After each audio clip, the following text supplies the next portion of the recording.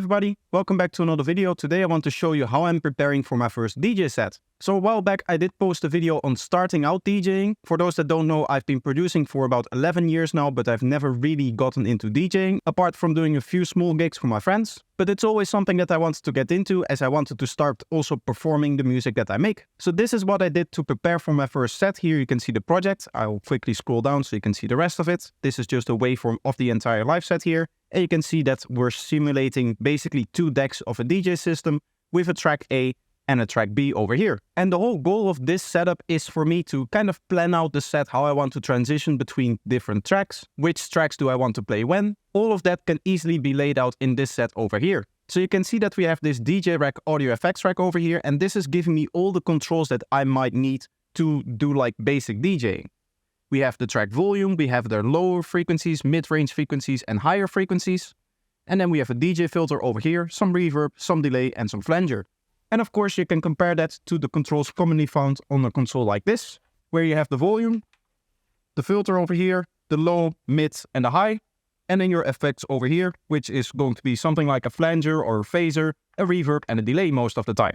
And what I've essentially been doing throughout this whole project is I've just laid out all of the different transitions that I want to try out and make. And I've written all of that down onto a little bit of a notebook here, where you can again see we have a deck A over here and a deck B over here. So I can just quickly read left, right, left, right, left, right, what I need to do. Of course, you guys cannot see anything because my handwriting sucks. But this is a great way for me to lay out everything, prepare everything. And then during the actual set, when I'm actually wanting to record the set, I know exactly what to do. Now there is some more preparational work that I need to do. I need to set up all of the cue points for all of the different tracks that you can see over here in the actual DJ software that I'm planning on using. If you guys remember, the last video that I did on DJing was choosing the software to use, and I just experimented with a bunch of different softwares there. But I have to do most of that experimentation again because for one, I'm thinking of switching to Traktor as opposed to the Serato, which I decided upon in that video. A lot of people have been saying that my console with a little bit of work is compatible with Traktor, and I've actually gotten most of the features to work. There's just a few little things that I still need to figure out. The other thing is that I need to figure out the audio routing again. For those that do remember that video, I had a lot of difficulties with the audio setup of all of the different softwares. And now because I have switched to monitors and also a different audio interface, I have to do all of that work again.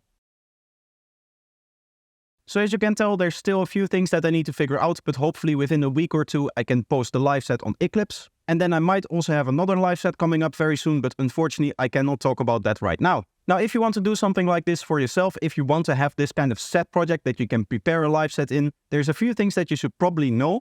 The main one would be how to make a rack like this. And most of the things are fairly obvious. Like for example, the reverb, delay and flanger over here are just mapped to the dry wet of a reverb, a delay and a flanger. As you can see over here, these dry wets all have a mapping to them. You can also see that I mapped some other parameters so that they also increase with the increase of the dry wet. So for example, the length of the reverb or the feedback amount for the delay. And here you can also see the utility that I'm using for the volume control. Now for the EQ, I opted to use the EQ8 over the EQ3. For those that don't know, there's another EQ available within Ableton, which is this EQ3 over here. And you would think that this would be exactly what you want for DJing, but unfortunately it uses crossover filters as opposed to normal EQ filters like these, meaning that you get a lot of phase shift, especially from this lower crossover over here. So in order to keep everything a little bit cleaner, I opted for the EQ8 over here, which doesn't use crossover filters and therefore they're a lot cleaner. We just have, as you can see, a low shelf, a high shelf and a mid peaking band. And I just kind of set these values arbitrarily. Obviously on a normal DJ controller, you don't actually have the possibility to set the exact frequency that you want. And I haven't done any testing on finding out exactly where this particular console is tuned to in terms of what it boosts, what it cuts, and exactly with what shape it cuts or boosts. And to be honest, I don't really care about that. At the end of the day, it's not a requirement to be that precise. The final thing that I want to point out, and this one is a little bit more difficult to set up and explain, but this is going to be the DJ filter. Now the DJ filter works in a little bit of a different way than any normal filter would work. Before any normal filter, you either have a low pass or a high pass or some other filter type. In this case, we're going to stick to the low pass or the high pass. And you just have one linear control that goes all the way open to all the way closed, like this, or all the way closed to all the way open, like this. And this is just one like linear frequency control. But for a DJ filter, you have a high pass and a low pass in one control. So that means that both filters are open if the knob is set exactly halfway.